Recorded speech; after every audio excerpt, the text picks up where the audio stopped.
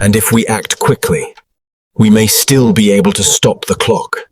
March 31st, 2006, Columbus, Ohio. A medical student walks into a bar with friends to celebrate spring break. Security cameras capture him entering through the front door at 9 p.m. He's never seen leaving. Not on any camera. Not through any exit. Not a single witness sees him walk out.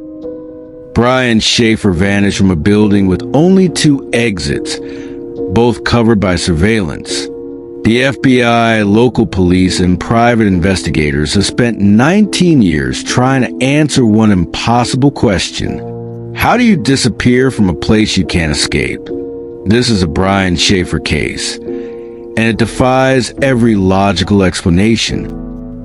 Brian Shaffer wasn't your typical 27-year-old. He was a second-year medical student at Ohio State University. Brilliant, ambitious, and weeks away from proposing to his girlfriend, Alexis Wagoner. But March 2006 had been brutal for Brian. Just 2 weeks before his disappearance, his mother Renee died unexpectedly from myelodysplasia, a rare bone marrow disorder. Brian was devastated. His father, Randy Shaffer, a physician himself, watched his son struggle with the loss. Despite the grief, Brian pushed forward. He had medical school rotations, a relationship to nurture, and a spring break trip to Miami planned with Alexis. Life was moving fast. On March 31st, Brian needed a break. He wanted one night out with his friend William Clint Florence before flying to Miami the next morning.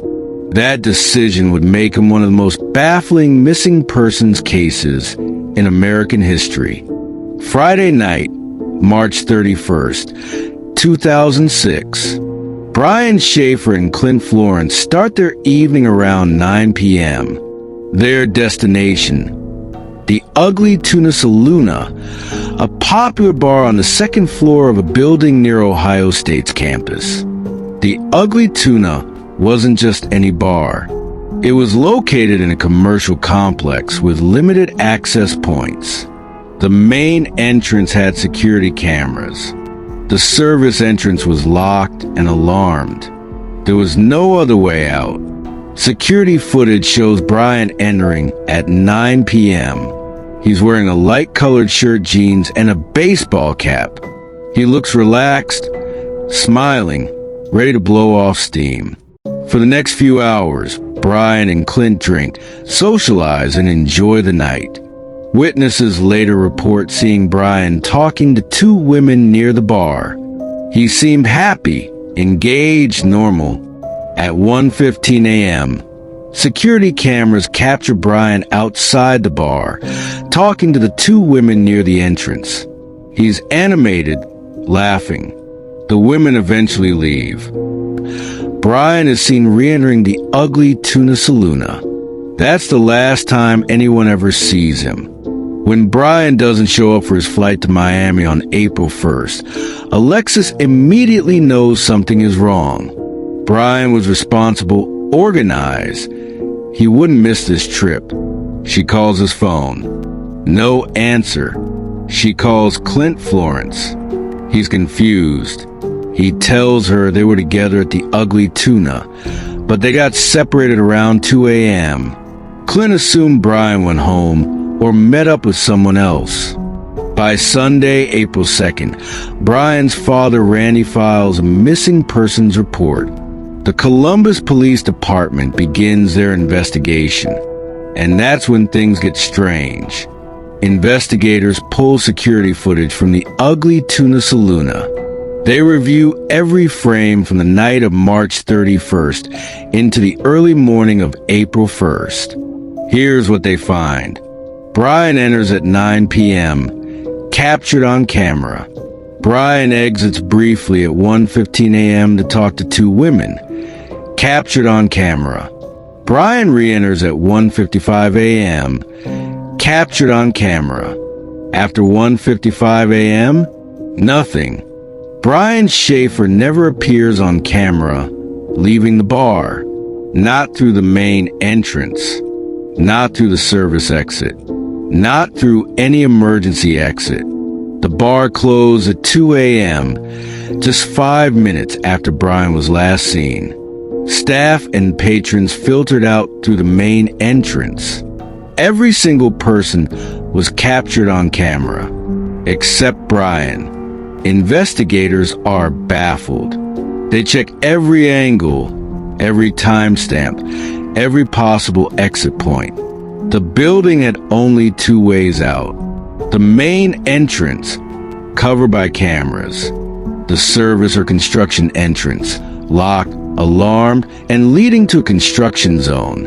There were no windows to climb through, no secret passages, no blind spots.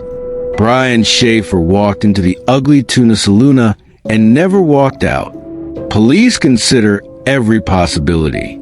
Could he have exited through the construction area? The problem, the entrance was locked and alarmed. No alarm was triggered that night. The area led to a fenced-off construction site with no easy escape route. Could Brian have disguised himself to avoid cameras?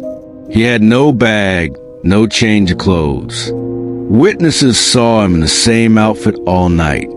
And why would he? Could Brian have hidden somewhere inside? Police searched the entire building. Every room, every closet, every crawl space. They brought in cadaver dogs. Nothing. Could someone have harmed Brian inside the bar and remove his body? Problem. How? The bar was packed with witnesses. Security footage shows everyone leaving. No one carried out a body. No one acted suspiciously. The Columbus police were stumped.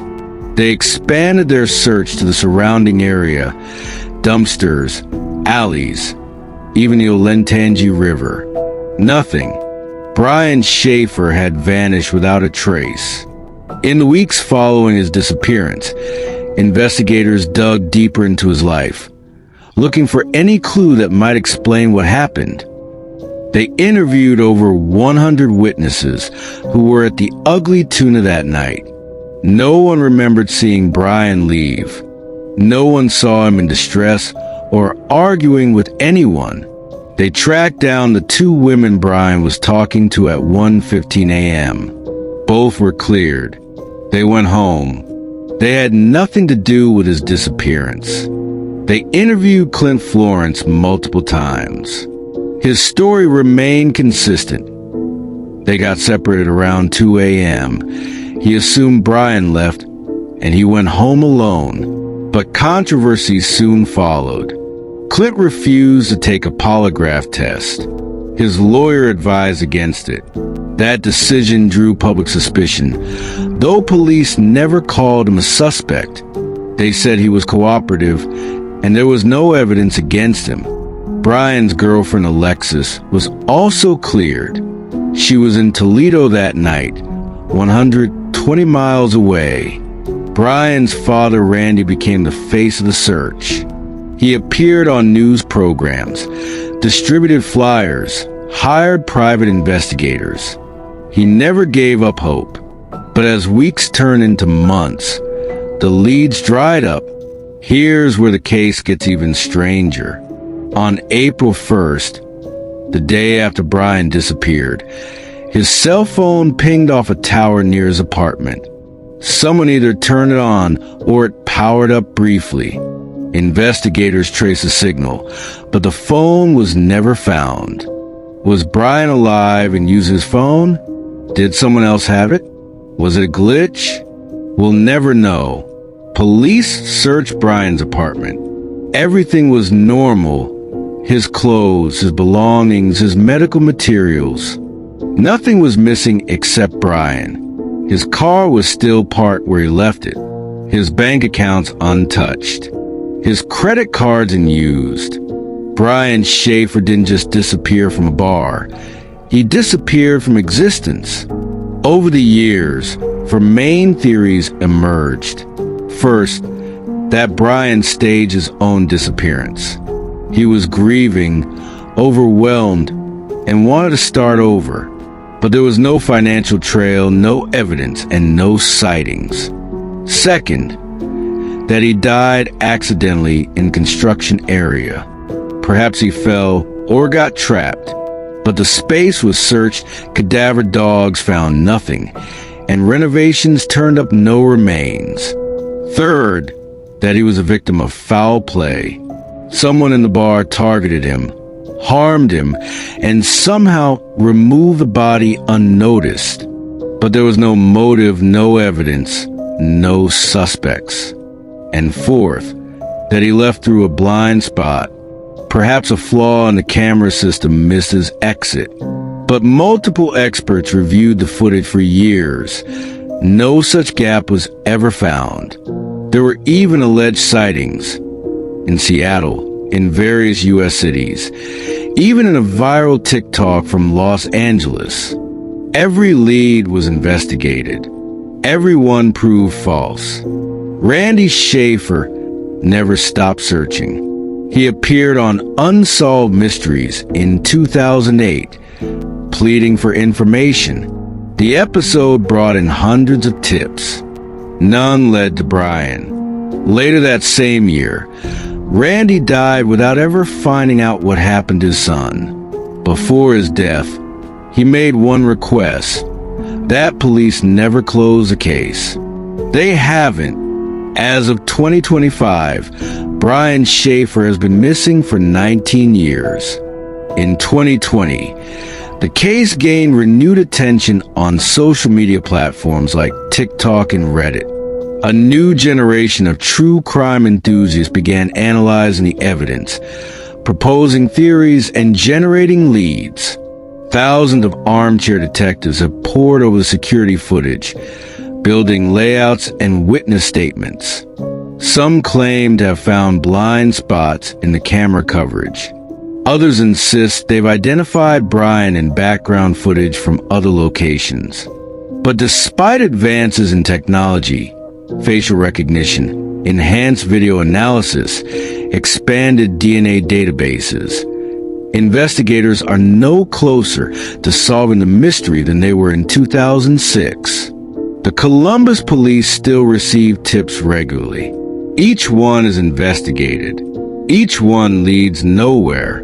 Brian's girlfriend, Alexis Wagner, has since moved on. She married, started a family. But in rare interviews, she says she still thinks about Brian every day and wonders what happened that night. The Ugly Tuna Saloona closed permanently in 2018. The building still stands on High Street, but the bar where Brian was last seen is gone, replaced by other businesses, other memories. Yet the question that haunted Randy Shaffer until his death still haunts investigators today. How does someone vanish from a locked building with only 2 exits, both covered by cameras? Brian Shaffer's case remains one of the most perplexing disappearances in modern American history. Every logical explanation has a fatal flaw. He couldn't have left without being seen. He couldn't have hidden in the building. He couldn't have been carried out unnoticed. He couldn't have staged a disappearance this perfect. Every theory collapses under scrutiny. Did Brian walk out through a blind spot no one has ever found? Did he stage his disappearance with meticulous planning that left no trace? Did someone harm him and remove his body in a way no one has ever discovered? Or is there a fifth explanation? Something so unexpected that no one has ever thought of it? Somewhere there's an answer. Somewhere there's truth waiting in the silence. Brian Shaffer would be 46 years old today. If he's alive, he's living under a different name, in a different life. If he's not, someone knows what happened that night.